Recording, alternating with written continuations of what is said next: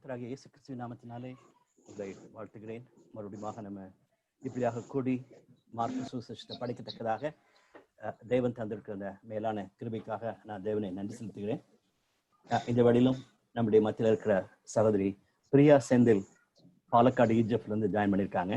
அவங்க நம்ம ஜெபத்தில் நடத்தும்படி அன்பாக கேட்டுக்கொள்கிறேன். சிஸ்டர் பிரியா. அன்பின் தெய்வமே, உங்களை ஸ்தோத்தரிக்கிறோம், துதிக்கிறோம் சுவாமி. இந்த நல்ல வேலைக்காக கூட நாங்கள் நன்றியோடு உங்களை ஸ்தோத்தரிக்கிறோம். அப்ப அந்த கொரோனா காலகட்டத்துல கூட எத்தனையோ சபைகள் அடைக்கப்பட்டு ஆண்டவரே சுவிசேஷம் கேட்பதற்கு வாய்ப்பு இல்லாமல் போன போதிலும் ஆண்டவரே எங்களுக்கு ஆண்டவரே நிறைய பேருக்கு ஆண்டவரே உம்முடைய வார்த்தையை நாங்கள் தினம்தோறும் ஆண்டவரே படிக்கவும் பயன்பெறவும் எங்களுக்கு கிருபை செஞ்சிருக்கிறீங்க. அதற்காக கூட நாங்கள் நன்றியோடு உங்களை ஸ்தோத்தரிக்கிறோம். ஆண்டவரே நாங்கள் இப்ப படிக்கிற அந்த மார்க் இந்த புஸ்தகத்துக்காக கூட நாங்கள் ஜெபிக்கிறோம். அப்பா, இதுல நீர் ஆண்டவராகிய இயேசு கிறிஸ்துவை நீர் செய்த எல்லா காரியத்தையும் கூட நாங்கள் படிக்கிறோம் சுவாமி. அதன் மூலியமாக ஆண்டவரே உம்மிடத்துல கற்றுக்கொள்வதற்கு எங்களுக்கு உதவி செய்யுங்க. நீர் சொல்லியிருக்கிறீர், என்னிடத்தில் கற்றுக்கொள்ளுங்கள், நான் மனத்தாழ்மையா இருக்கிறேன் கூட என்று சொல்லியிருக்கிறீர் சுவாமி.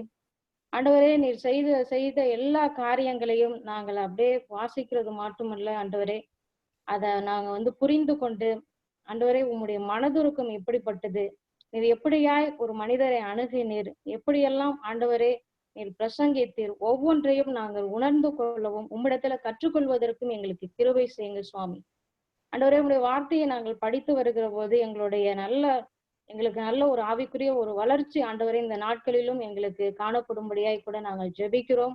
ஆண்டவரே நாங்கள் நல்ல பலன் அடைவதற்கு எங்களுக்கு கிருபை செய்யுங்க கர்த்தாவே. ஆண்டவரே புதிதாக வந்திருக்கிற அநேகருக்காக கூட நாங்கள் ஜெபிக்கிறோம். இதுல நிறைய பேர் ஆண்டவரே கலந்து கொள்வதற்கும் கிருபை செய்யுங்க.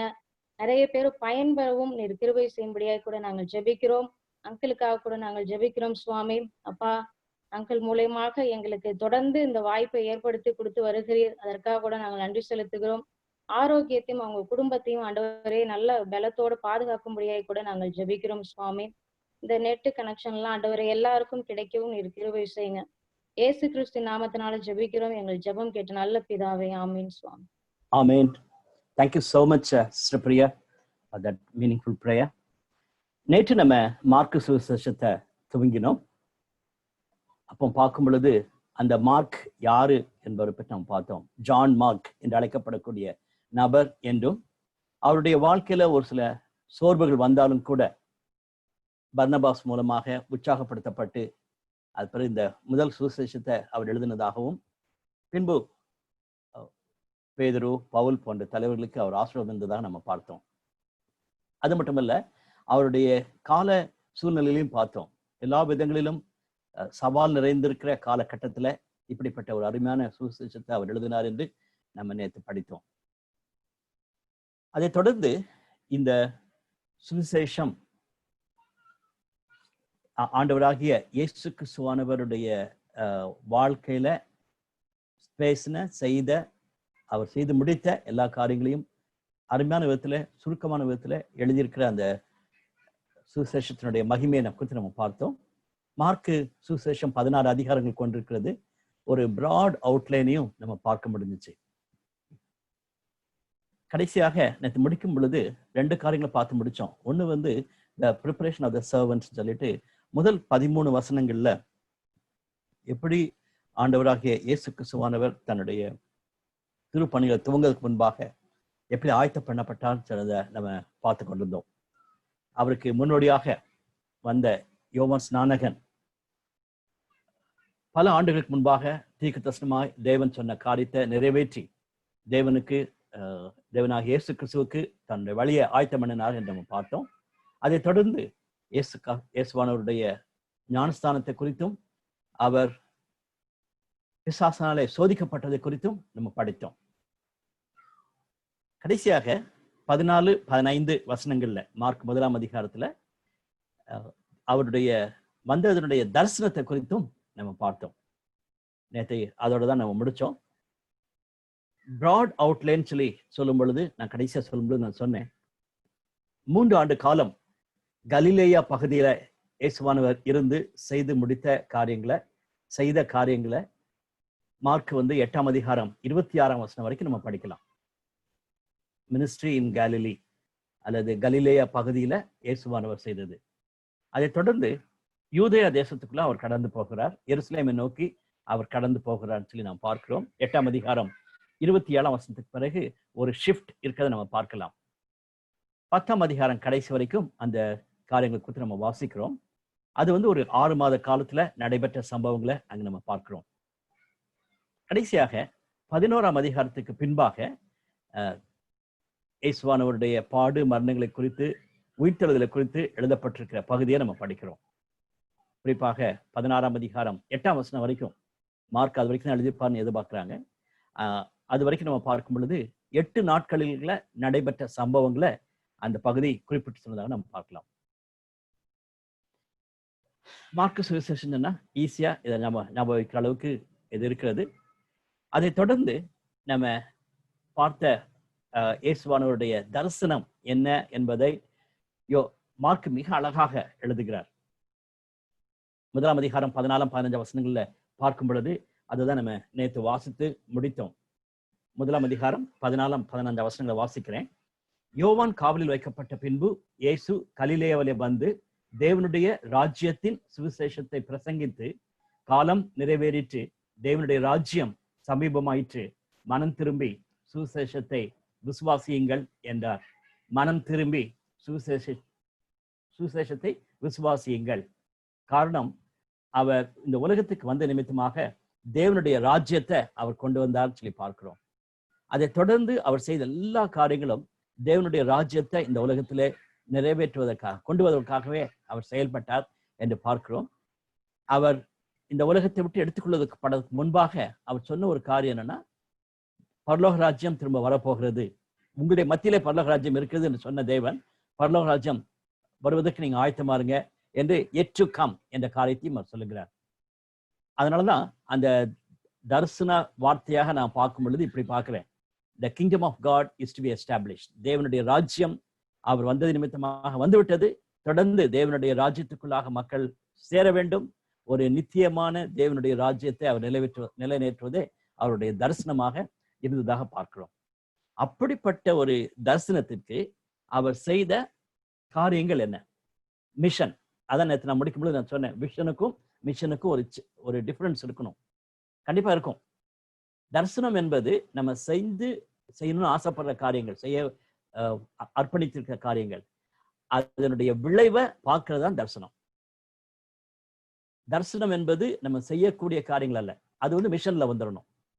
தரிசனம் என்பது நம்ம அதனுடைய விளைவா நான் என்ன பார்க்கிறேன் என்பதை தரிசன வார்த்தையா நம்ம பார்க்கணும்.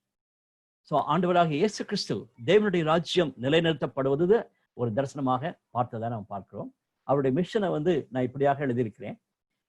sent by the Father to save this world and destroy the power of the evil one by preaching, teaching and healing along with training the disciples for future ministry. அவரோட பவுல் சொல்லும் பொழுது call by God அப்படிதான் அவர் சொல்லுவாரு. அவருடைய mission statement சொன்னார்னா call by God, தேவனாலே அழைக்கப்பட்டிருக்கிறேன். நம்ம எல்லாரும் அப்படிதான் சொல்லுவோம், தேவனாலே தெரிந்து கொள்ளப்பட்டு, தேவனாலே அழைக்கப்பட்டு, தேவனாலே ஆசீர்வதிக்கப்பட்டு ஏதோ சில காரியங்களை செய்ய போறோம். who are we என்பதை நம்ம சொல்வதற்கு, அவர் ஐடென்டிட்டி என்று சொல்வதற்கு அதை நம்ம பார்க்கலாம். ஆனா இயேசுவானவருடைய மிஷன் ஸ்டேட்மெண்ட் எப்படி இருக்குன்னா, sent by the Father, தேவனாலே அனுப்பப்பட்டவர். யோவான் சுவிசேஷத்தை படிக்கும் பொழுது அதான் நம்ம பார்த்தோம். sent by the Father, தேவனாலே அனுப்பப்பட்டவர். எதற்காக? இந்த உலகத்தின் பாவத்தை சுமந்து தீர்க்கிற தேவாட்டுக்குட்டியாக அவர் வந்தார் என்று பார்க்கிறோம். அதோடு கூட இந்த உலகத்தினுடைய அதிபதியாய் காணப்படக்கூடிய பிசாசானவனை, பாவத்துக்குள்ளாக கொண்டு வந்த அந்த பிசாசானவனை மேற்கொள்வதற்காக இயேசுவானவர் வந்தார் என்று பார்க்கிறோம். 1 யோவான் 5ஆம் அதிகாரத்திலையும் அதை நம்ம பார்த்தோம்.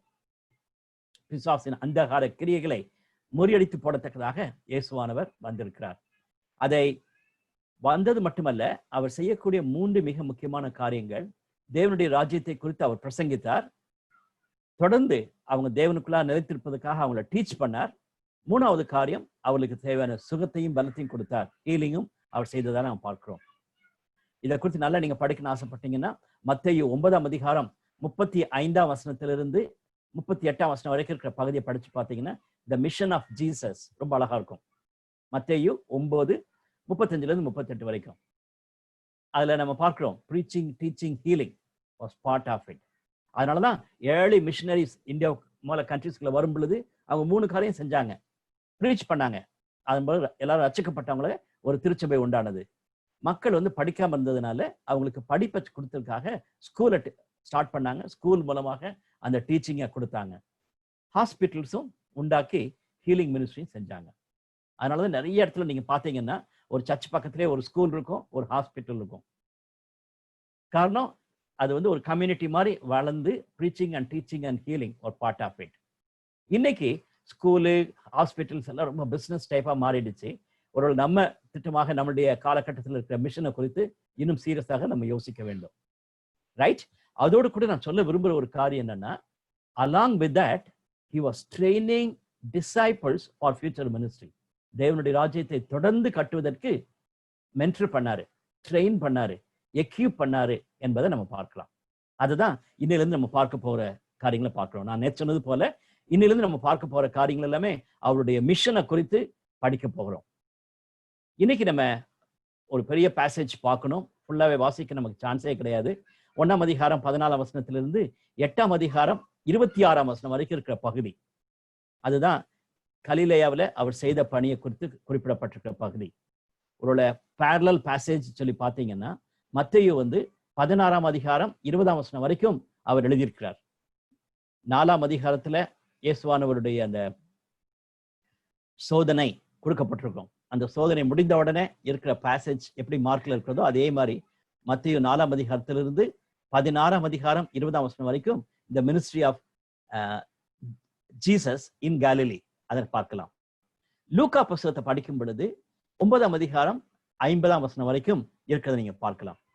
9ஆம் அதிகாரம் 51ஆம் வசனம் மிக உன்னதமான ஒரு வசனம். நாளைக்கு கற்றமான அதை நம்ம பார்க்கலாம். ஸோ ஜஸ்ட் ஃபார் இன்ஃபர்மேஷன், மத்தேயுல 16ஆம் அதிகாரம் வரைக்கும் இது போகுது. லூக்கால 9ஆம் அதிகாரம் வரைக்கும் நம்ம போறதை நம்ம பார்க்கலாம். ஆனா மார்க்ல 8ஆம் அதிகாரம் 26ஆம் வசனம் வரைக்கும் இருக்கிறது. இன்னைக்கு நம்ம குயிக்கா பார்க்க போகிற காரியங்கள் என்னன்னா, காலிங் ஆஃப் த டிசைபிள்ஸ், சீஷர்களை அவர் தெரிந்து கொள்ளுகிறார். ஏனென்றால் தேவனுடைய ராஜ்யம் தொடர்ந்து கட்டப்படுவதற்கு இன்னும் தொடர்ந்து தலைவர்கள் வேண்டும் என்ற காரியத்தை அவர் கான்சியஸா வைத்து 3 ஆண்டு காலமும் அந்த சீஷர்களுக்காக அவர் நேரத்தை கொடுத்ததா நம்ம பார்க்கலாம். Calling of the disciples. 2வது மிராக்கிள்ஸ் இருக்கிறத நம்ம பார்க்கலாம். அது 4ஆம் அதிகாரம் 35ஆம் வசனத்துக்கு பிறகு நம்ம பார்க்கிறோம்.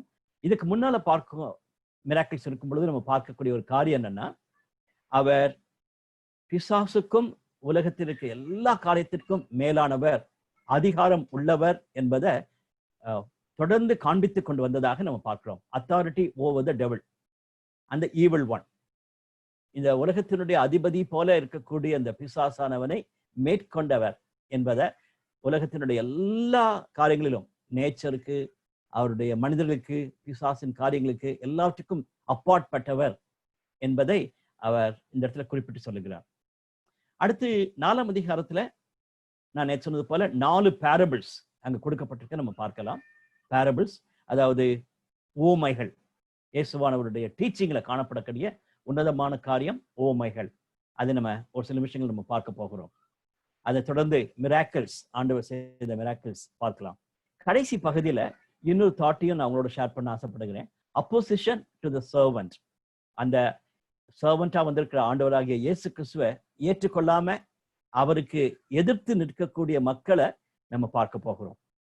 இதுல இருந்து நம்ம கற்றுக்கொள்ள வேண்டிய மிக முக்கியமான ஒரு காரியம், நம்மளும் தேவனுடைய பிள்ளைகளாக இந்த உலகத்துல வாழும் பொழுது இதெல்லாம் நடக்க போகிறது. நம்ம மற்ற விசுவாசிகளோடு சேர்ந்து வாழ வேண்டும்.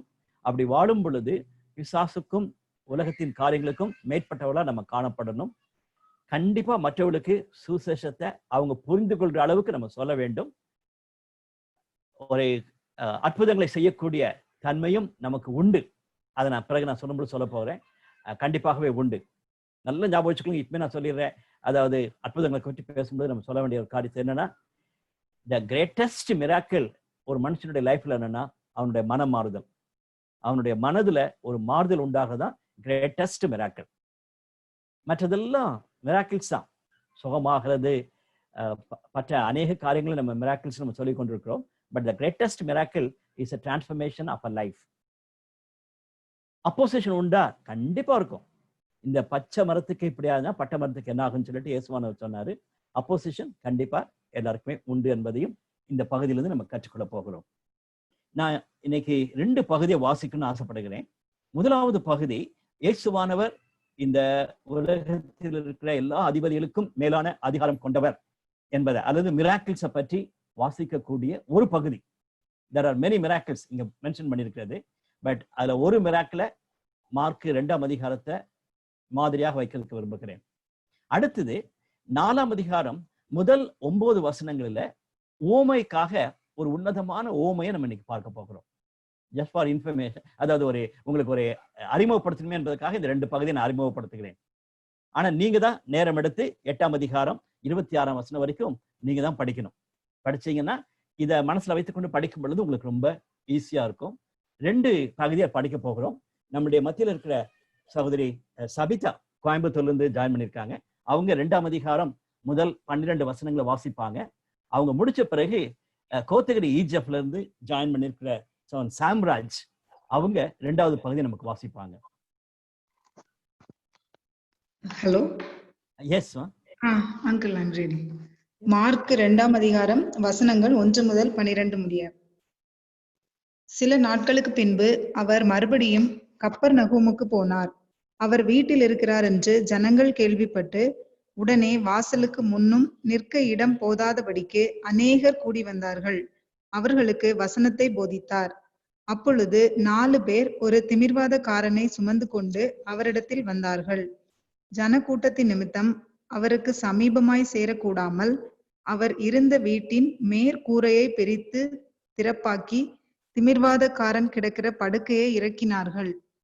இயேசு அவர்கள் விசுவாசத்தை கண்டு திமிர்வாதக்காரனை நோக்கி, மகனே, உன் பாவங்கள் உனக்கு மன்னிக்கப்பட்டது என்றார். அங்கே உட்கார்ந்திருந்த வேத பாரகரில் சிலர், இவன் இப்படி தேவதூஷணம் சொல்லுகிறதென்ன? தேவன் ஒருவரே அன்றி பாவங்களை மன்னிக்கத்தக்கவர் யார் என்று தங்கள் இருதயங்களில் சிந்தித்துக் கொண்டிருந்தார்கள். அவர்கள் தங்களுக்குள்ளே இப்படி சிந்திக்கிறார்கள் என்று இயேசு உடனே தம்முடைய ஆவியில் அறிந்து அவர்களை நோக்கி, நீங்கள் உங்கள் இருதயங்களில் இப்படி சிந்திக்கிறதென்ன? உன் பாவங்கள் உனக்கு மன்னிக்கப்பட்டதென்று சொல்வதோ, எழுந்து உன் படுக்கையை எடுத்துக்கொண்டு நடவென்று சொல்வதோ எது எளிது? பூமியிலே பாவங்களை மன்னிக்க மனுஷகுமாரனுக்கு அதிகாரம் உண்டென்பதை நீங்கள் அறிய வேண்டும் என்று சொல்லி திமிர்வாதக்காரனை நோக்கி, நீ எழுந்து உன் படுக்கையை எடுத்துக்கொண்டு உன் வீட்டுக்கு போ என்று உனக்கு சொல்லுகிறேன் என்றார். உடனே அவன் எழுந்து தன் படுக்கையை எடுத்துக்கொண்டு எல்லாருக்கும் முன்பாக போனான். அப்பொழுது எல்லாரும் ஆச்சரியப்பட்டு, நாம் ஒரு காலம் இப்படி கண்டதில்லை என்று சொல்லி தேவனை மகிமைப்படுத்தினார்கள். Thank you. Thank you so much, Sister Sabita. Samraj? Okay. Yes, ma'am. Mark எழுதின சுவிசேஷம் 4வது அதிகாரம் வசனங்கள் 1 - 9 முடிய. அவர் மறுபடியும் கடலோரத்திலே போதகம் பண்ண தொடங்கினார். திரளான ஜனங்கள் அவரிடத்தில் கூடி வந்தபடியால் அவர் கடலிலே நின்ற ஒரு படவில் ஏறி உட்கார்ந்தார். ஜனங்கள் எல்லோரும் கடற்கரையில் நின்றார்கள். அவர் அநேக விசேஷங்களை உவமைகளாக அவர்களுக்கு போதித்தார். போதிக்கிற பொழுது அவர்களுக்கு சொன்னது, கேளுங்கள், விதைக்கிறவன் ஒருவன் விதைக்க புறப்பட்டான். அவன் விதைக்கையில் சில விதை வழியருகே விழுந்தது. ஆகாயத்து பறவைகள் வந்து அதை பட்சித்து போட்டது. சில விதை அதிக மண்ணில்லாத கற்பாறை நிலத்தில் விழுந்தது. அதற்கு ஆழமான மண் இல்லாததினாலே சீக்கிரத்தில் முளைத்தது. வேல் ஏறின போதோ தீய்ந்து போய் வேறில்லாமையால் உலர்ந்து போயிற்று. சில விதை முள்ளுள்ள இடங்களில் விழுந்தது. முள் வளர்ந்து அது பலன் கொடாதபடி அதை நெருக்கி போட்டது. சில விதை நல்ல நிலத்தில் விழுந்து ஓங்கி வளருகிற பயிராகி 1 30, 1 60, 1 100 பலன் தந்தது. கேட்கிறதற்கு காதுள்ளவன் கேட்க கடவன் என்று அவர்களுக்கு சொன்னார். Thank you so much, Samraj and Sister Sabita. It's a lovely reading. I really appreciate that. நான் சொன்னது போல 2வது பகுதியா வாசிக்க கேட்ட இந்த 4ஆம் அதிகாரம் முதல் 9 வசனங்களில் ஒரு ஓமைய குறிப்பிட்டு சொன்னதாக நாம் பார்க்கலாம். அதனால உண்மைகளை குறித்து நம்ம பார்க்க போகிறோம். அதற்கு முன்பாக தேவன் ஆகிய இயேசு கிறிஸ்துவானவர் செய்த அற்புதங்களை நம்ம பார்க்க போகிறோம். அதுல இந்த ஒரு உன்னதமான ஒரு அற்புதத்தை வைத்து நான் உங்களோட கூட ஒரு சில நிமிஷங்கள் பகிர்ந்து கொள்ளணும்னு ஆசைப்படுகிறேன். இந்த அவுட்லைன் நான் ஒரு 30 வருஷத்துக்கு முன்பாக நம்மளுடைய ஒட்டஞ்சத்திரம் டாக்டர் செல்வின் அண்ணன் மூலமாக நான் கேட்டது. இந்த 4 பாயிண்ட்ஸ் அவங்க சொல்லி ஒரு தடவை ப்ரீச் பண்ணாங்க. அந்த 4 பாயிண்ட்ஸ் எனக்கு அப்படியே மனசுல நிற்குது. 30 வருஷத்துக்கு முன்னால கேட்டது. The crippled sinner, the concerned soul winners, the critical scribes, the compassionate saviour. ரொம்ப ஈஸியா ஞாபகம் வச்சுக்கிற மாதிரி இருக்கும். அதுல நான் ஆட் பண்ணியிருக்கிற பாயிண்ட்ஸை நல்லா கவனிச்சு பாருங்க. இந்த அற்புதங்கள் நடக்கிறதுக்கு பேசிக்கிட்டு இருக்கும் பொழுது சில குறிப்புகள் நம்ம கண்டிப்பா பார்த்தே ஆகணும். இந்த கிரிப்பிள்டு சின்னர், திமிர்வாதக்காரன் என்று சொல்லும் பொழுது ஒரு மீட்டிங்ல நான் எடுக்கும் பொழுது நான் கேட்டேன். அப்போ திமிர்வாதக்காரன் நம்ம இப்ப தமிழ்ல யூஸ் பண்றது வந்து ரொம்ப திமிர் பிடிச்சவன் சொல்லுவாங்க. அவனுக்கு ரொம்ப பெருமை இருந்துச்சு, அதனாலதான் திமிர் சொன்னாங்க. It's not like that. நம்ம திமிர்வாதக்காரன் சொல்லும் பொழுது he was really bedridden.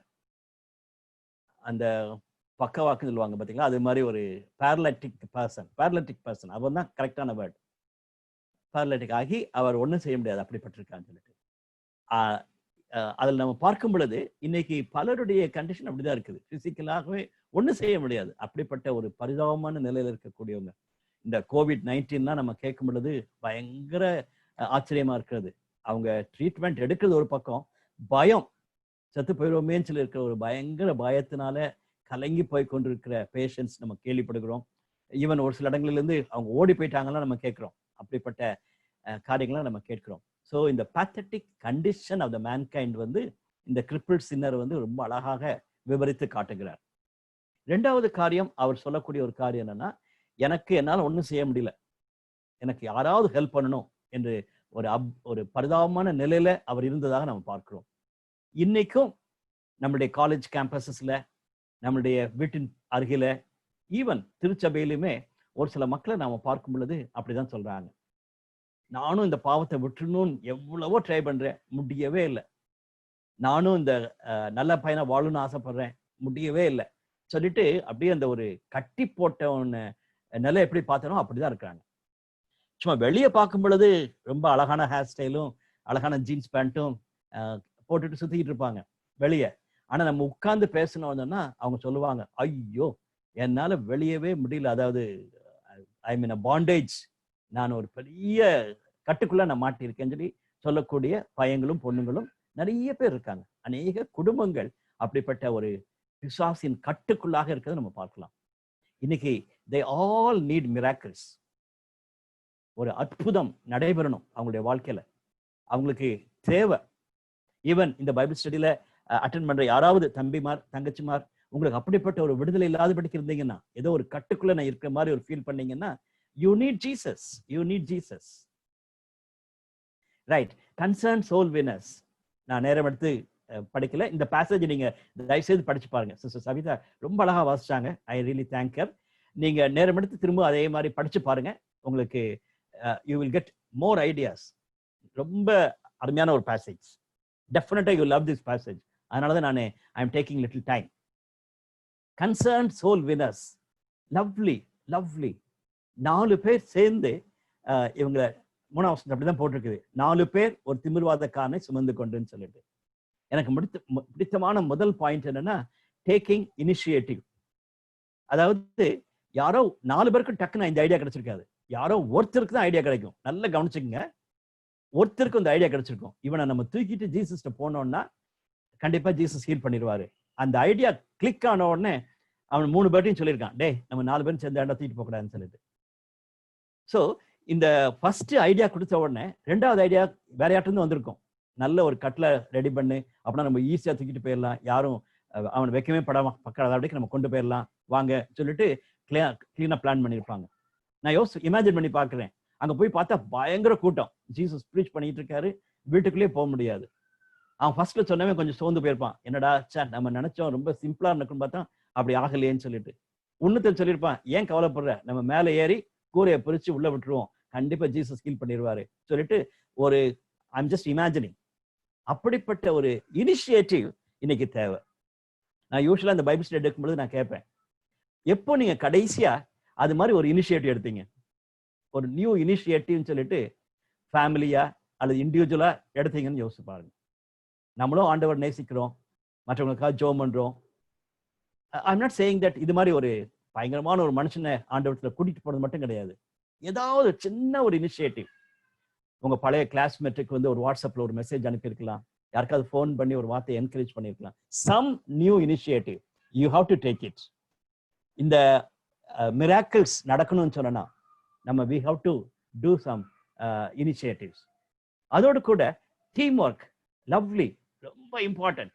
4 பேர் சேர்ந்து செஞ்சாங்கன்னு சொல்லி பார்க்கிறோம். ஆண்டவராகிய இயேசு கிறிஸ்துவினுடைய பணி வந்து எப்பவுமே சேர்ந்து செய்யக்கூடிய பணி. EGF வந்து டீம் ஒர்க், டீமா சேர்ந்து நம்ம செய்யக்கூடிய ஒரு பணி. அது மிக முக்கியமானது என்று நம்ம பார்க்கிறோம். அற்புதங்கள் நடக்கணும்னா நமக்குள்ள நல்ல ஒருமனப்பாட்டு ஆவி வேணும். ஒரு சிலர் நல்லா ஜெபம் பண்ணலாம், ஒரு சிலர் போய் ப்ரீச் பண்ணலாம், ஒரு சிலர் ஃபாலோ பண்ணலாம், ஒரு சிலர் பர்சனல் டச் கொடுக்கலாம், ஒரு சிலர் அறிமுகப்படுத்திக்கலாம், ஒரு சிலர் பணம் கொடுக்கலாம். பல விதங்களிலே நம்ம டீமா சேர்ந்திருந்து இந்த அற்புதங்கள் நடைபெறுவதற்கு நம்ம செய்யலாம். Leading to Jesus very important. அது இந்த பகுதியில் நம்ம பார்க்கிறோம். அற்புதங்கள் வேணும்னு சொன்னா இயேசுவானவர் மட்டும்தான் கொடுக்க முடியும். நான் இயேசுவான்ட்டு போய் ஒரு அற்புதத்தை வாங்கிட்டு வந்து நான் கொடுப்பேன்னு சொல்லலாம் சொல்லவே தவறு. Jesus alone can heel people. அதையும் நம்ம மனசுல வைத்துக் கொள்வோம். அந்த மக்களுக்கு நல்லா தெரியுது ஜீசஸ் கேன் ஹீல் பீப்புள்னு சொல்லிட்டு அவனை தூக்கிட்டு போறாங்கன்னு சொல்லி பார்க்கிறோம். Third one very interesting. Scribes தான் போட்டிருக்கு, வேத பாரகர்னு சொல்லி போட்டிருக்குது. They are scribes. அவங்களுடைய வேலை என்ன தெரியுமா? அந்த காலத்துல பிரிண்டிங் பிரஸ் எல்லாம் கிடையாது. ஓல்ட் டெஸ்டமென்ட் பேசேஜஸை எழுதுறதற்கு இப்படிப்பட்ட ஒரு சில வேத பாரகர்கள் இருப்பாங்க. யாராவது ஒருத்தர் வாசிப்பாங்க, இவங்களுடைய வேலை உட்கார்ந்து அப்படியே எழுதணும். அதுதான் அவங்களுடைய வேலை. நிறைய வேத பகுதிகளை எழுதி எழுதி எழுதி எழுதி உபயோகிப்பதற்காக செய்யவங்க. அப்படிப்பட்ட வேத வசனங்களை எழுதுகிறவங்க இப்படி கிரிட்டிக்கலா இருக்காங்க. அதுல இருந்து நம்ம பார்க்கிறது என்னன்னா, நம்ம ஊழியத்தை செய்யும் பொழுது நமக்கு அப்போசிஷன் கண்டிப்பா வரும். அது சர்ச்சில இருந்தே வந்தாலும் ஆச்சரியப்படுறதுக்கு இல்லை. இந்த பாருங்களேன், ஸ்கிரைப்ஸ் வந்து வேத பாரகர்கள். அவங்க எல்லாம் வேதத்தை எழுதிக்கிட்டு இருக்கவங்க. அவங்க வந்து மனசுலயே யோசித்தாங்களாம். என்ன யோசித்தாங்க? தேவன் ஒருவரே அன்றி பாவங்களை மன்னிக்கிறதுக்கு மன்னிக்கத்தக்கவர் யார் என்று தங்கள் இருதயத்திலே சிந்தித்துக் கொண்டிருந்தாங்கன்னு சொல்லிட்டு, இன்னைக்கும் நம்ம நல்ல பணி செய்யும் பொழுது, ஊழியத்தை நல்லா செய்யணும்னு ஆசைப்படும் பொழுது அப்படிதான் கொஸ்டின் பண்ணணும்.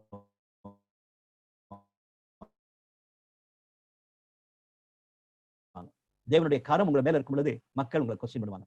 ஆக வேண்டும் என்று இயேசுவானவர் சொன்ன ஒரு வாஞ்சைய அவங்க விரும்பவே இல்லை. இவனுக்கு சுகம் கிடைச்சிச்சுன்னா இவ்வளவு நல்லா இருக்கும்னு சொல்லிட்டு அவங்க ஏங்கிட்டு இருக்குல்ல. இன்னைக்கும் பாருங்களேன், நானும் எத்தனையோ ஃபேமிலிஸ் பார்த்துட்டேன். அவன் வந்து சிகரெட் குடிச்சுக்கிட்டு சினிமாவுக்கு போய்கிட்டு ஊர் ஊரா சுத்திக்கிட்டு இருப்பான். அப்போ அவங்க அப்பா அம்மா எல்லாம் பாஸ்டர் வந்து ஜோபன்னு சொல்லுவாங்க. அப்ப ரொம்ப கவலைப்படுவாங்க. அவன் ரட்சிக்கப்பட்டுருவான். ரட்சிக்கப்பட்ட பிறகு நான் பைபிள் எடுத்துக்கிட்டு ஒழுங்கா சர்ச்சுக்கு போவான். காலேஜ் ஸ்டடீஸை விட அதிகமாக பைபிள் ஸ்பெண்ட் பண்ணுவான். மறுபடியும் அவன் ஊழியத்தை செய்யணும்னு ஆசைப்படுவான். ஆண்டவர் நினைச்சா ஊழியத்துக்கு போறேன்னு சொல்லுவான். உடனே அதே பெற்றோர் என்ன சொல்லுவாங்கன்னா, இவன் பேசாம பாவத்திலே இருந்தா நல்லா இருக்குமோன்னு நினைப்பாங்க. காரணம் இவன் ஊழியத்துக்கு போயிட்டு நம்மளை கவனிக்காம விட்டுருவானேன்னு சொல்லிட்டு யோசிப்பாங்க, சொல்லுவாங்க. பிரதர்ஸ் அண்ட் சிஸ்டர்ஸ், அது வந்து பேரண்ட்ஸ் செய்யறது மட்டுமல்ல, நம்மவும் அப்படி செய்ய வாய்ப்பு இருக்குது. மற்றவங்க ஆசீர்வாதத்தை பார்க்கும்போது சந்தோஷப்படாதபடிக்கு அவங்களை கொஸ்டின் பண்ணக்கூடியது இந்த கிரிட்டிக்கல் ஸ்கிரைப்ஸ் உடைய வேலை. ஆனா இந்த கம்பேஷனேட் சேவியருடைய பணியை பாருங்களேன். அந்த அற்புதத்துல அவர் செய்த காரியம், he has authority என்பதை அங்க கொடுத்துக்கிறார்.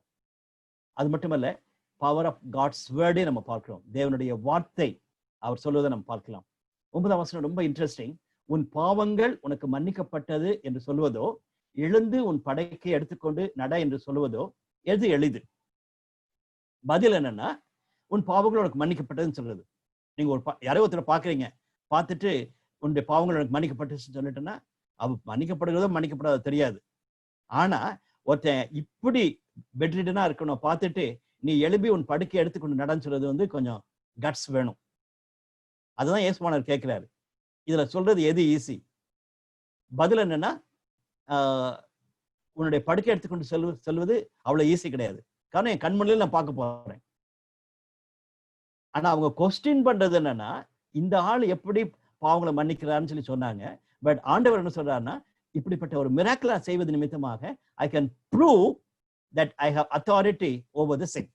பாவத்தை மன்னிக்கிறதுக்கு நான் அதிகாரம் உண்டு என்பதை எனக்கு நான் ப்ரூவ் பண்ண முடியும்னு சொல்லிட்டு அவனை பார்த்து சொல்லுகிறார்.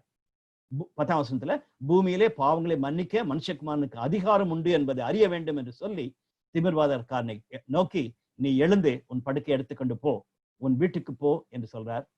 அவன் அப்படியே போகிறான். அதன் நிமித்தமாக அவருக்கு பாவத்தை மன்னிக்கிறதுக்கு அதிகாரம் உண்டு என்பதை காண்பிக்கிறார். டியர் பிரதர்ஸ் அண்ட் சிஸ்டர்ஸ், இந்த காலகட்டத்திலும் அற்புதங்களை குறித்து நம்ம பேசிக்கொண்டே இருக்கிறோம். நிறைய காரியங்கள் இன்னைக்கு அற்புதங்களினால மக்கள் அலசடிப்படுறதை நம்ம பார்க்கலாம். ஒரு சிலர் அற்புதங்களை செய்யக்கூடியவங்க தங்களுடைய செல்ஃப் ப்ரமோஷனுக்காக போயிடுறாங்க. ஒரு காலகட்டத்தில் அவங்க தங்களையே புகழ்ந்து பேசுற மாதிரியும் தங்களால தான் அற்புதம் நடக்கிறது என்ற காரியம் போய்விடுகிறாங்க. அது மிக வருத்தமான ஒரு காரியம். ஐ am not against divine healing. கண்டிப்பா டிவைன் ஹீலிங் இருக்குது. பிசாசை விரட்டுவது அதிகாரம் உண்டு. வியாதிகளை சுகமாக்கக்கூடிய காரியம், குழந்தை இல்லாத மக்களுக்காக ஜெபம் பண்ணக்கூடியது, பல விதத்துல அற்புதங்கள் நடக்கிறது நான் நம்புகிறேன். ஆனா அதை குறித்து நம்ம கவனமா இருக்கணும். இன்னைக்கு ஒரு சில டிவி ப்ரோக்ராம்ஸை பார்த்தீங்கன்னா, நான் இந்த மலையை சுத்தி வந்ததுனால எனக்கு ஒரு வருஷத்துக்குள்ளேயே ஆண் பிள்ளையை கொடுத்தாருன்னு சொல்லிட்டு சொல்லக்கூடிய பெண்கள் இன்னைக்கு நிறைய பேர் இருக்காங்க. இது மாதிரி ஒரு சாதாரண ஒரு மலையை சுத்தி வந்தாவே அது மாதிரி நிறைய காரியங்கள். இவர்கிட்ட நான் போனேன், அந்த அவரு என்னது சாராயம் குடிச்சுக்கிட்டே ஏதோ சொன்னாரு, எனக்கு இந்த வியாதி எல்லாம் போயிடுச்சு அப்படிலாம் சொல்லக்கூடிய நிறைய சாட்சிகள்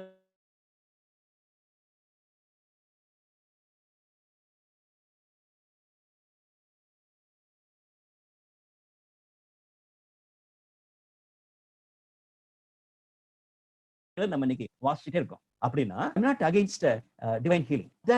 அங்கே நிக்காதீங்க. அதை தொடர்ந்து தேவனுடைய வார்த்தையை சொல்லிக் கொடுப்போம். இவன் இந்த பகுதியை ஸ்டார்ட் பண்ணும்போது அப்படிதான் இருக்கிறது. இயேசுவானவர் அவங்களுடைய வீட்டில் உட்கார்ந்து வசனத்தை போதித்தார். அங்கதான் இந்த அற்புதம் நடந்துச்சு. இன்னைக்கு அற்புதம் நடந்த உடனே தொடர்ந்து வசனத்தை கேட்கக்கூடிய மக்களை நம்ம பார்க்கணும். அதே மாதிரி என்னுடைய ராஜ்யம், என்னுடைய சர்ச்சு, என்னுடைய ஆர்கனைசேஷன், நானுன்னு சொல்லிட்டு நம்மளை ப்ரொமோட் பண்ணதும் மிக தவறான ஒரு காரியம். இன்னைக்கு அற்புதத்தினால அது அப்படி போய்கொண்டு நம்ம பார்க்கலாம். இரண்டாவது காரியம், இந்த மிராக்கிள்ஸ் நம்ம பார்க்கும் பொழுது இயேசுவானவர் செய்ததனுடைய காரியம் என்னவென்றால், எனக்கு அத்தாரிட்டி உண்டு, மனுஷகுமாரனுக்கு 10ஆம் வசனத்துல பூமியிலே பாவங்களை மன்னிக்க அதிகாரம் உண்டு என்பதை சொல்றாரு. அவர் அந்த காற்றையும் கடலையும் அதட்டும் பொழுது எனக்கு இந்த நேச்சர் மேல அத்தாரிட்டி உண்டு என்பதை சொல்வதற்காக அவர் சொல்றாரு. பிசாசை விரட்டும் பொழுது அவர் சொல்றாரு, பிசாசின் மேல எனக்கு அதிகாரம் உண்டு என்பதை நான் சொல்லி மிராக்கிள் நடத்திட்டார். 5ஆம் அதிகாரம் ஒரு வெரி இன்ட்ரெஸ்டிங் சாப்டர். அந்த காலத்துல நான் 5ஆம் அதிகாரத்தை படிச்சுட்டு ரொம்ப சந்தோஷப்பட்டிருக்கேன். 5ஆம் அதிகாரம் 1ஆம் வசனத்தை பார்த்தீங்கன்னா, அவர் சீஷர்களோடு சேர்ந்து கிளம்பி ஒரு பகுதிக்கு போகிறார். போட்ல போயிட்டு 21ஆம் வசனத்துல நீங்க திரும்ப பார்த்தீங்கன்னா அவர் திரும்ப வந்துடுவார்.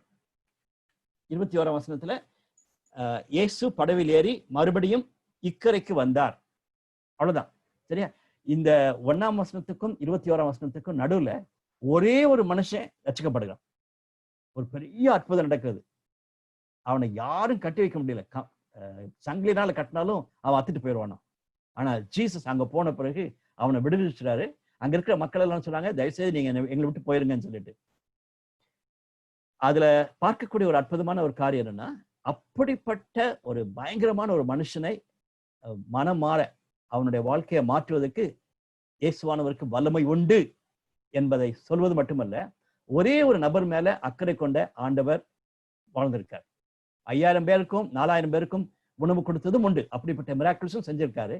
ஆனா ஒரே ஒரு நபருக்காகன்னு சொல்லிட்டு போட் எடுத்துட்டு போய் இக்கரையில போய் அந்த அக்கறையில போய் அவரை சுகப்படுத்தினதாக நம்ம வாசிக்கிறோம்.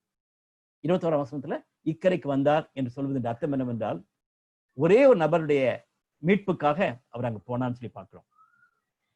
3வது காரியம், இந்த மிராக்கிள்ஸ், இதை பற்றி நம்ம படிக்கும் பொழுது அறிந்து கொள்ள வேண்டிய காரியம், அவர் ஒரே ஒரு மெக்கானிக்கலாக ஆண்டவர் செய்யவே இல்லை. ஒரு ஸ்டீரியோ டைப் இதெல்லாம் செய்யவே இல்லை. நீங்க இந்த 36 மிராக்கிள்ஸையும் எடுத்து நீங்க படிச்சு பார்த்தீங்கன்னா, மார்க் சுவிசேஷத்துல இருக்க அந்த 18 மிராக்கிள்ஸையும் எடுத்து படிச்சு பார்த்தீங்கன்னா, யூல் பி த்ரில்டு.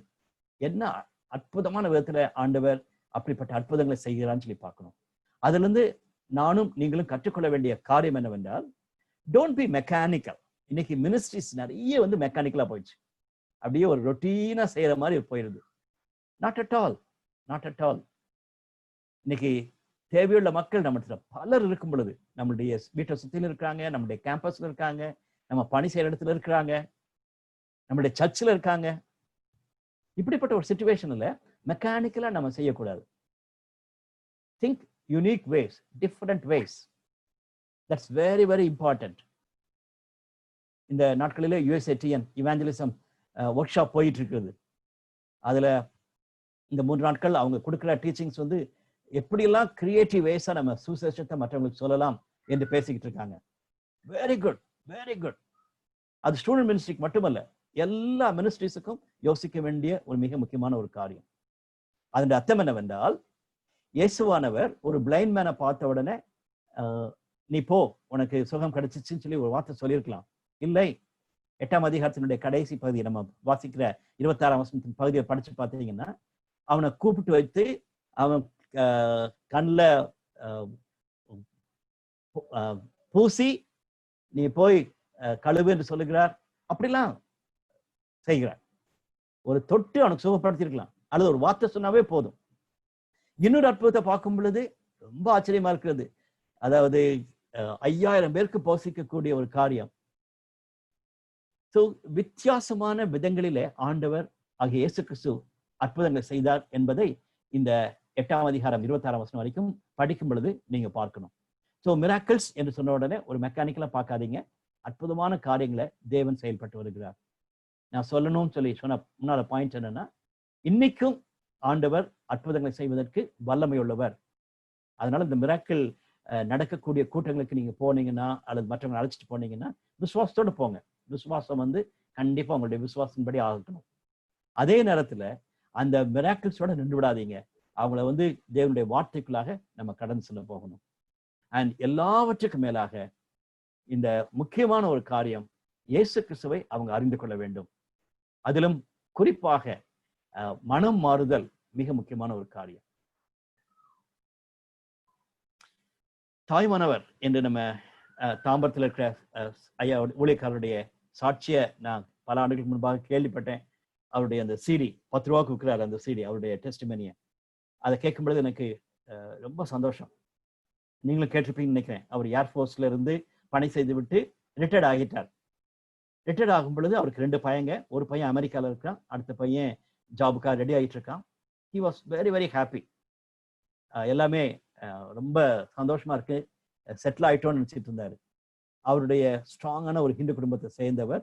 அவர் மட்டுமே 6 இந்து கோயில்களை கட்டினவர். அது அவருடைய சாட்சியில போட்டிருக்குது. அவர் சொல்லிட்டு இருக்காரு. அப்படிப்பட்ட ரிலிஜியஸா இருக்கிறாரு, சமுதாயத்திலேயே நல்ல பேர் எல்லாமே இருக்குது. அப்படிப்பட்ட ஒரு சூழ்நிலையில திடீர்னு ஒரு ஃபோன் கால் வருது. அது அவருடைய மூத்த பையனுடைய ஆபீஸ்ல ஒர்க் பண்ணக்கூடிய ஒரு ஃப்ரெண்டு பண்ணி, ஐயா உங்களுடைய சன் ரொம்ப சிக்காயிட்டான், ஹாஸ்பிட்டல் இருக்கான், தயவுசெய்து வந்து பாருங்கன்னு சொல்றாரு. ஆனா அவர் சொல்றாரு, எல்லாம் உடைந்து போனது போல நான் பாக்குறேன். அவ்வளோத்தையும் தூக்கி போட்டுட்டு எனக்கு இருந்த பணம் எல்லாத்தையும் நான்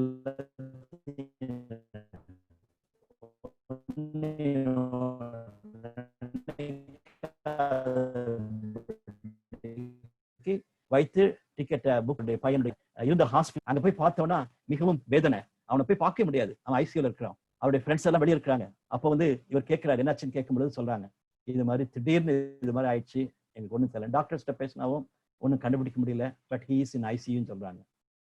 ரைட்?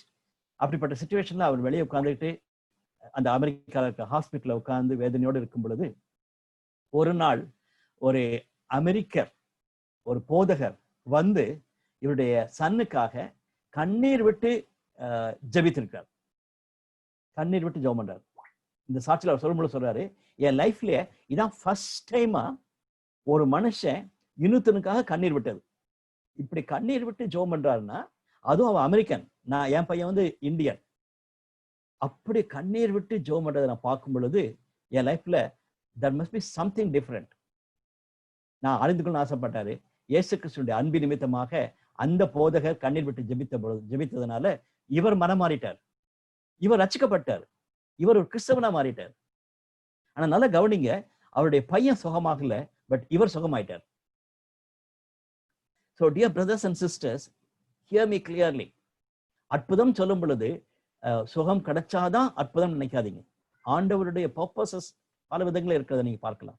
இன்னைக்கு மிராக்கிள்ஸை குறித்து நல்ல அண்டர்ஸ்டாண்டிங் இருக்கணும். நம்மளும் மற்றவங்களை போல சும்மா கண்மூடித்தனமாக நான் போய் ஜோம் பண்ண போறேன், பிசாசு ஓடி போயிடும், நான் போய் ஜோம் பண்ண போறேன், மற்றவங்களுக்கு ஹீலிங் கிடைச்சிடும் சொல்லிட்டு அப்படியே நின்று விடாதீங்க. அப்படி நடக்கிறதுக்கு தேவன் உங்களுக்கு கிருபை தந்தாருன்னா praise the Lord, you do it.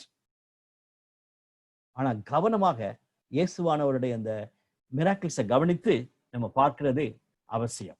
அதான் இன்னைக்கு இந்த முதல் பகுதியில ஸ்ட்ரெஸ் பண்ணி சொல்ல விரும்புகிற ஒரு காரியம். அடுத்ததாக parables, 4ஆம் அதிகாரம் 9 வசனத்தை மட்டும் வாசிக்க சொல்லி நான் சாம்ராஜ்கிட்ட கேட்டிருந்தேன். அது 20ஆம் வசனம் வரைக்கும் இருக்கிறது. காரணம் 10ஆம் வசனத்தை நீங்க பாத்தீங்கன்னா சீஷர்கள் போய் கேட்கிறாங்க, ஆண்டவரே இதை நீங்க எக்ஸ்பிளைன் பண்ணணும்னு சொல்லிட்டு. அந்த பகுதியை நம்ம திருப்பி வைத்துக் கொள்வோம். 4ஆம் அதிகாரம் அதுல பார்க்கும் பொழுது ஓமைகள் மூலமாக சொன்னார்னா இட்ஸ் சம்திங் லைக் கதைகள் மாதிரி. கதைகள் மாதிரினா அவங்க புரிஞ்சு கொள்ற அளவுக்கு ஆண்டவராகிய இயேசு கிறிஸ்துவானவர் மிக அழகான விதத்துல போதித்தார் என்று நம்ம பார்க்கிறோம். அப்கோர்ஸ் இயேசுவானவர் மட்டுமல்ல, அன்னைக்கு சாக்ரட்டிஸ் அந்த காலத்துல இருக்கும் பொழுது சாக்ரட்டிஸ் அப்படிதான் அவங்களுக்கு நிறைய மக்களுக்கு பேசும் பொழுது பேசியிருக்காங்க. அது மாதிரி நிறைய பேர் சில பெரிய பெரிய ப்ரீச்சர்ஸ் அப்படி இருந்திருக்காங்க.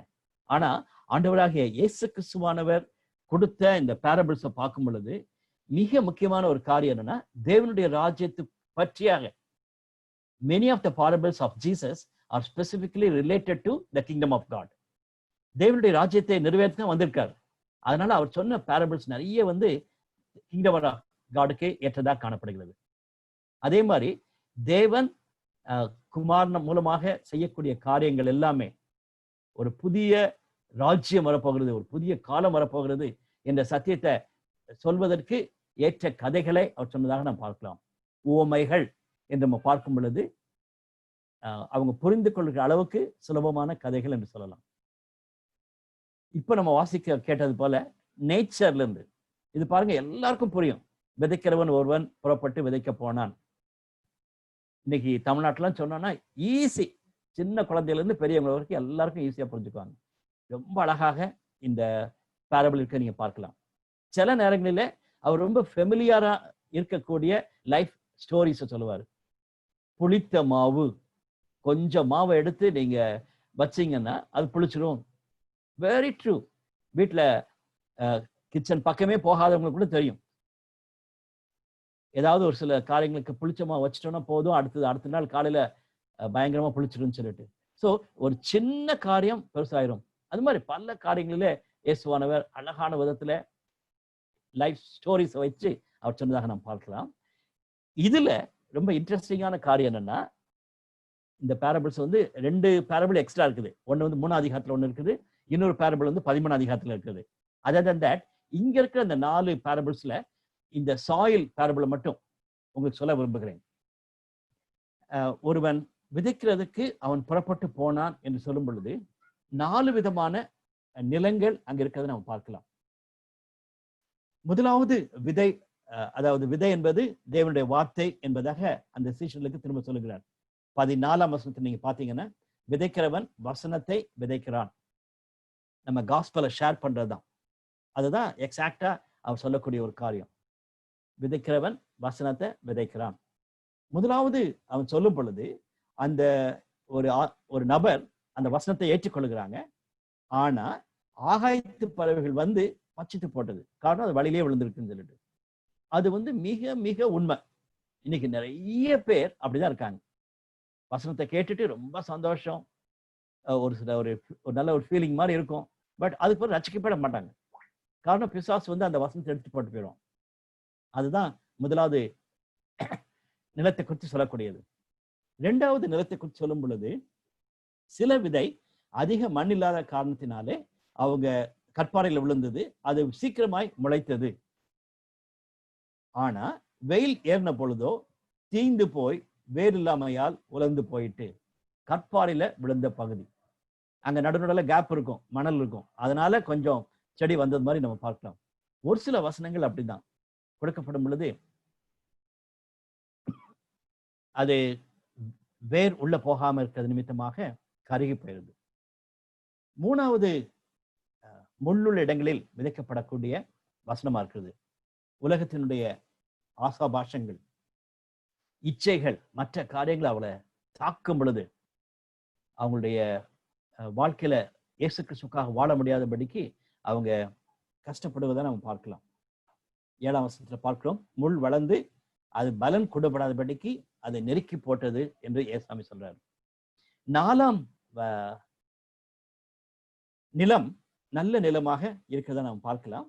அது ஓங்கி பயிராகி ஒன்று 30, ஒன்று 60, ஒன்று 100 பலன் தந்ததுன்னு சொல்றாரு. டக்குன்னு நீங்க யோசிக்க கூடாது, ஒரு சில 30%, அடுத்தவங்க 60% நினைக்க கூடாது. It's not like that. அதை நம்ம கவனித்து படிச்சு பார்க்கும் பொழுது தேவர் ஃபுல், அதுதான் அவங்க மீன் பண்றாங்க. ஒரு சில காரியங்கள் 30% இட்ஸெல்ஃப், 13 சொல்றதே வந்து ஒரு பரிபூரணத்தை கொடுக்கக்கூடிய காரியம். அதனால அதை தப்பா நம்ம புரிஞ்சுக்கொள்ள கூடாது. அதுல நம்ம அண்டர்லைன் பண்ண வேண்டிய பாயிண்ட் என்னன்னா, அந்த நல்ல நிலத்தில் விழக்கூடிய வசனம் நல்ல பலன் கொடுக்கிறது என்பதை நம்ம அறிந்து கொள்ளணும். இன்னைக்கு இந்த உவமையை குறித்து சொல்லும் பொழுது என்ன சொல்றாங்கன்னா, Bible commentators the queen of parables சொல்றாங்க. எல்லா ஓமைகளிலும் ஒரு உன்னதமான ஒரு ஓமை என்று சொல்லுகிறாங்க. இந்த ஓமையிலிருந்து நம்ம கற்றுக்கொள்ள வேண்டிய காரியங்கள் என்ன, தேவனுடைய வார்த்தையை மற்றவங்களுக்கு நம்ம கொடுக்கணும் என்பதை நம்ம அறிந்து கொள்கிறோம்.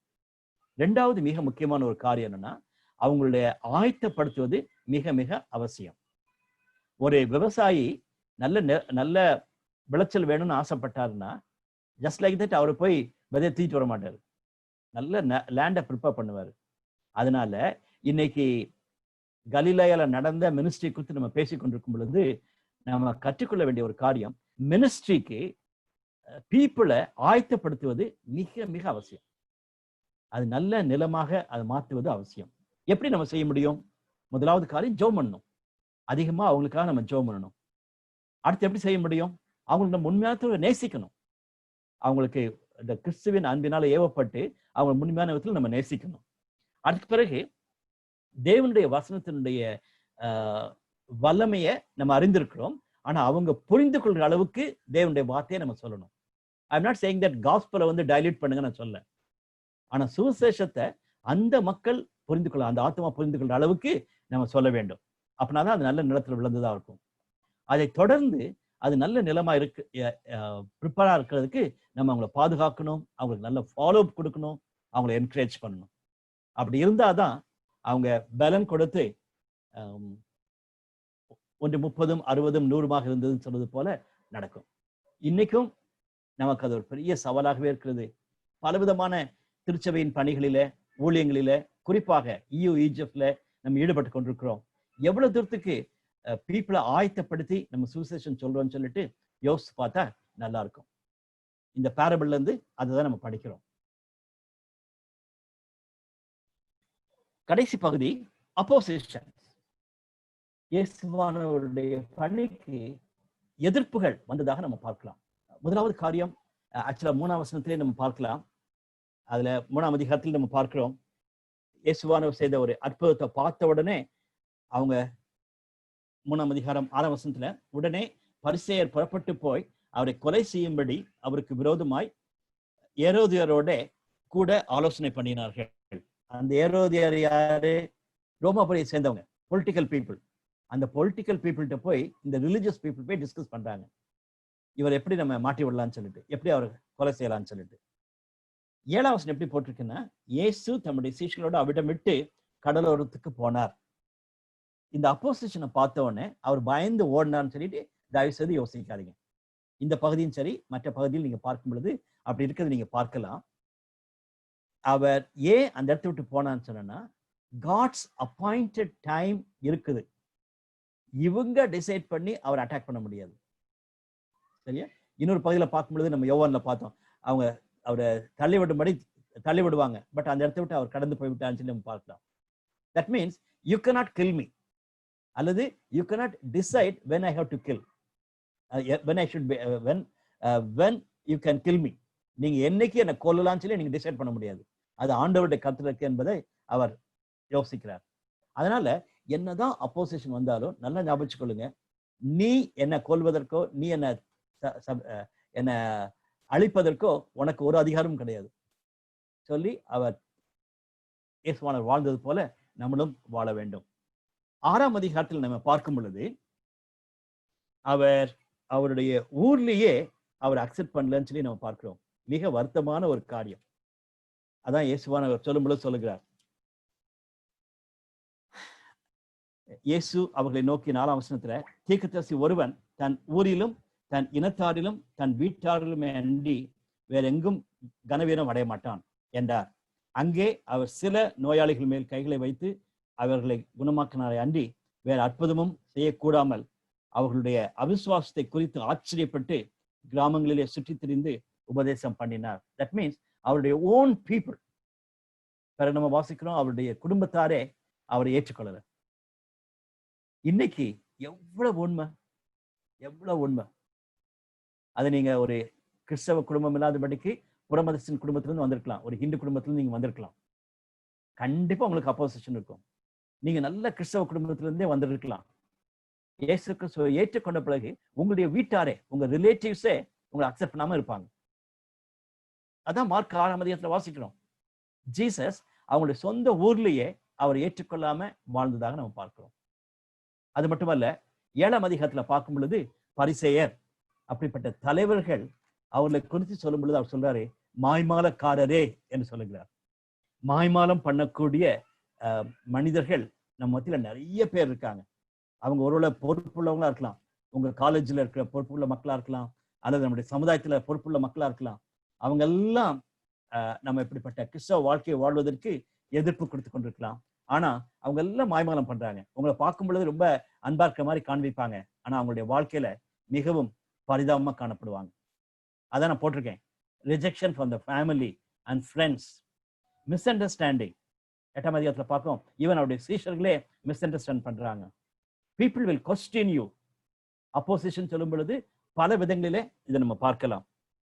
பழைய ஏற்பாட்டில் நிறைய காரியங்கள் குறிப்பிடப்பட்டிருக்கிறது. இந்த 2 வசனத்தை மட்டும் வாசிச்சு நான் முடிக்க விரும்புகிறேன். சங்கீதம் 2ஆம் அதிகாரத்துல 2-3 வசனங்கள். கர்த்தருக்கு விரோதமாகவும் அவர் அபிஷேகம் பண்ணினவருக்கு விரோதமாகவும் பூமியின் ராஜாக்கள் எழும்பி நின்று அதிகாரிகள் ஏகமாய் ஆலோசனை பண்ணி அவர்கள் கட்டுக்களை அறுத்து அவர்கள் கயிறுகளை நம்ம விட்டு எரிந்து போடுவோம் என்கிறார்கள்.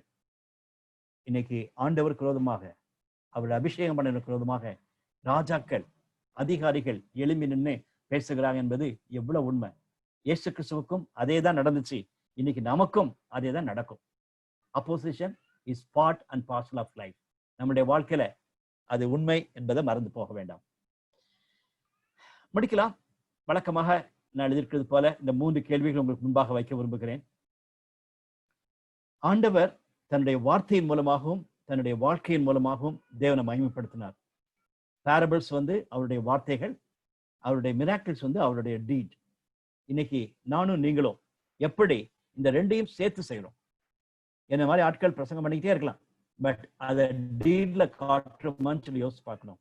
ஒரு சிலர் நம்ம செயல மட்டும் காட்டுறோம், வார்த்தை சொல்லவே மாட்டலாம். So word and deed should go together. இரண்டாவது காரியம், how much I have compassion for people who are in bondage. இன்னைக்கு அந்த திமிர்வாதக்காரனை போல எத்தனையோ பேர் நம்மள பக்கத்திலேயே நம்ம இருக்காங்க.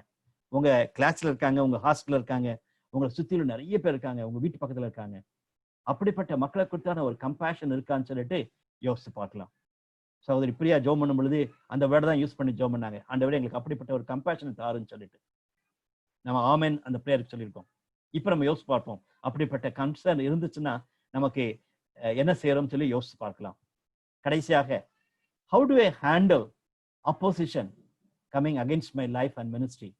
என்னுடைய வாழ்க்கைக்கும் என்னுடைய ஊழியத்துக்கும் விரோதமாக பலவிதமான அப்போசிஷன்ஸ் வரும் பொழுது அதை நான் எப்படி ஹேண்டில் பண்றேன்னு சொல்லிட்டு யோசிச்சு பார்க்கலாம். தேவன் தாமே ஒவ்வொருவருக்கும் அப்படிப்பட்ட கிருபையை தருவாராக. ஆண்டவராகிய இயேசு கிறிஸ்துவானவர் நமக்கு ஒரு முன்மாதிரியா இருக்கிறார். ஜெபிப்போம். எங்களை அதிகமாக நேசிக்க அன்பின் ஆண்டவரே, இந்த மார்க்கு சுவிசேஷத்தினுடைய முதல் பகுதியிலிருந்து நாங்கள் கற்றுக்கொள்கிற பாடங்களுக்காக ஸ்தோத்திரம். நாங்களும் மிகுந்த ஜாக்கிரதையோடு கூட சுவிசேஷத்தை விசுவாசிக்கிறது மட்டுமல்ல, அந்த சுவிசேஷத்தை எங்களுடைய வாழ்க்கையிலே வாழ்ந்து காட்டத்தக்கதாக எனக்கும் எங்களுக்கு நீ உதவி செய்யும். தொடர்ந்து எங்களோடு கூட பேசும். இந்த இரவிலும் நல்ல இளைப்பாறை தாரும். கர்த்தராகிய இயேசு கிறிஸ்துவை ஜெபிக்கிறோம் நல்ல பிதாவே. ஆமென்.